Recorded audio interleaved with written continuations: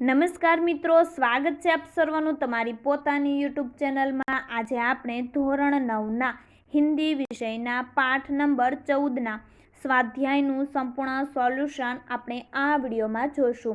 આપણી આ ચેનલમાં ધોરણ 9ના સ્વાધ્યાયના બધા જ પાઠના સોલ્યુશનની લિંક તમને નીચે ડિસ્ક્રિપ્શન બોક્સમાં મળી જશે।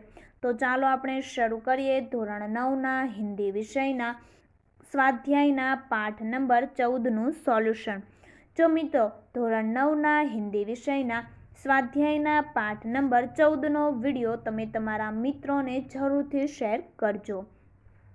જોઈએ प्रश्न नंबर 1। निम्नलिखित प्रश्नों के एक वाक्य में उत्तर दीजिए। नंबर 1, प्रस्तुत कविता के रचनाकार क्या नाम बताइए। तो प्रस्तुत कविता के रचनाकार नरेंद्र शर्मा है। नंबर 2, गगन और धरती से क्या हो रहा है। गगन से आग के गोले बरस रहे हैं और धरती से ज्वालाएं उठ रही है।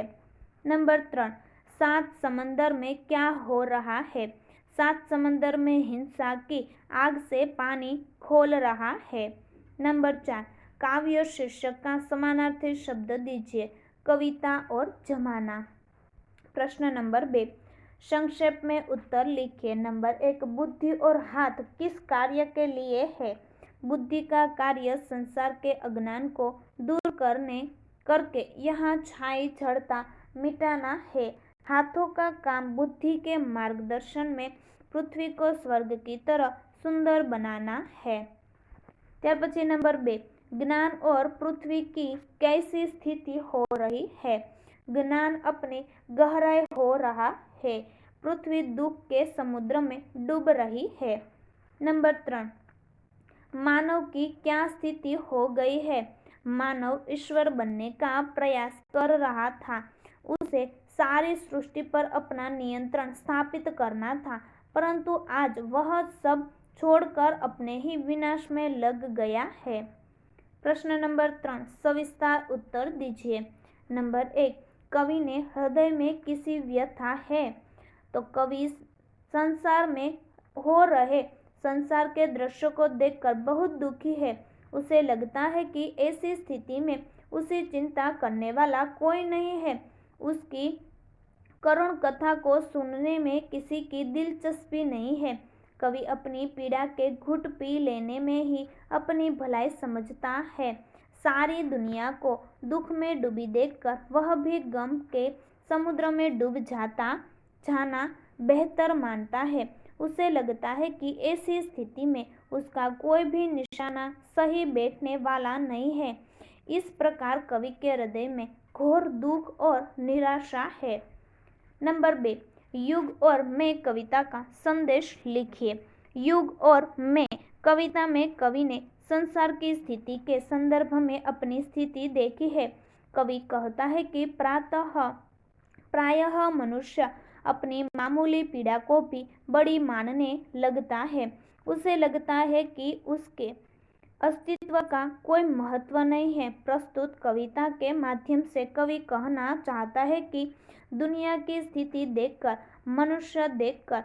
मनुष्य को कभी हताश और निराश नहीं होना चाहिए। उसे आत्मविश्वास पूर्वक पूर्ण जीने का प्रयत्न करना चाहिए।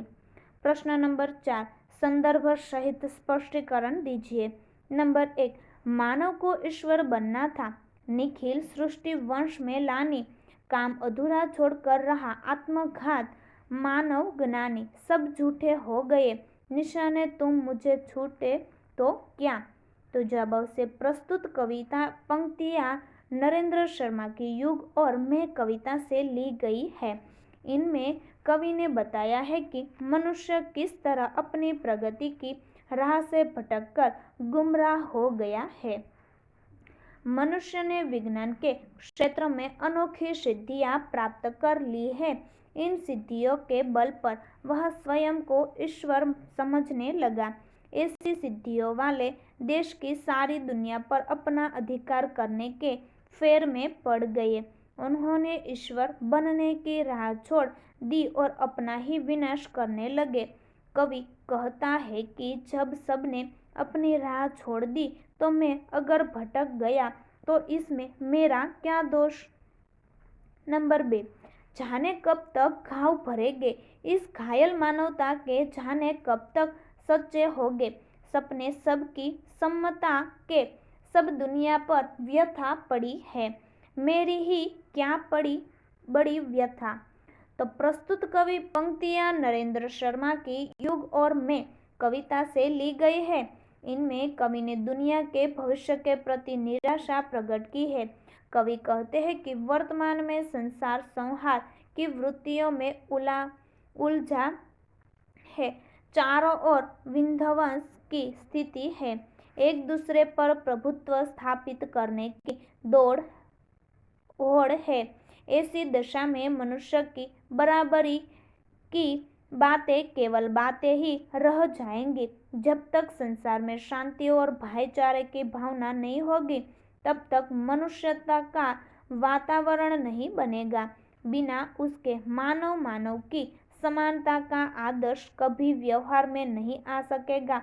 कवि कहता है कि जब सारी दुनिया गैर बराबरी की पीड़ा से परेशान है तो मैं अपनी पीड़ा की क्यों चिंता करूं।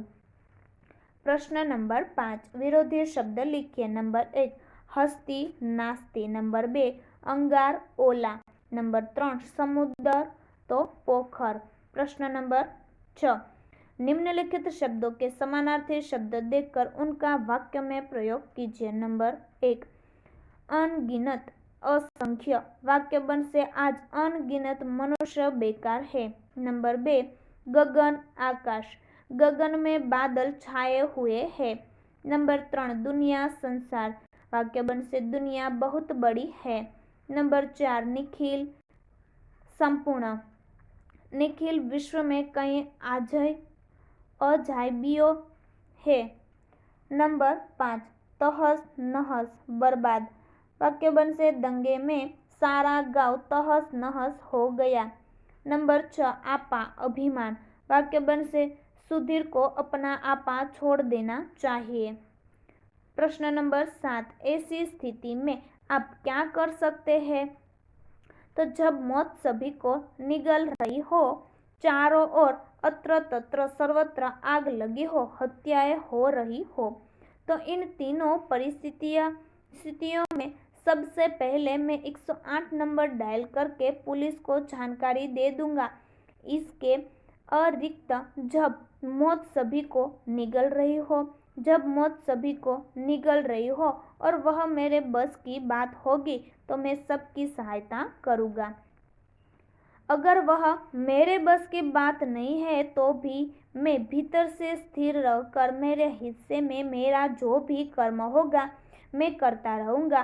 मैं तनिक भी विचलित नहीं हो पाऊँगा। तो फरी મળીશું આપણે ધોરણ 9ના હિન્દી વિષયના સ્વાધ્યાયના પાઠ નંબર 15ના સંપૂર્ણ સોલ્યુશન સાથે। આપણે આ ચેનલને લાઈક કરવાનું અને શેર કરવાનું ભૂલશો નહીં। આ સ્વાધ્યાયના બધા જ પાઠના વિડીયો વોટ્સએપમાં પ્રાપ્ત કરવા માટે આપણા વોટ્સએપ ગ્રુપમાં જરૂરથી જોડાઈ જજો અને જેની લિંક તમને નીચે ડિસ્ક્રિપ્શન બોક્સમાં મળી જશે।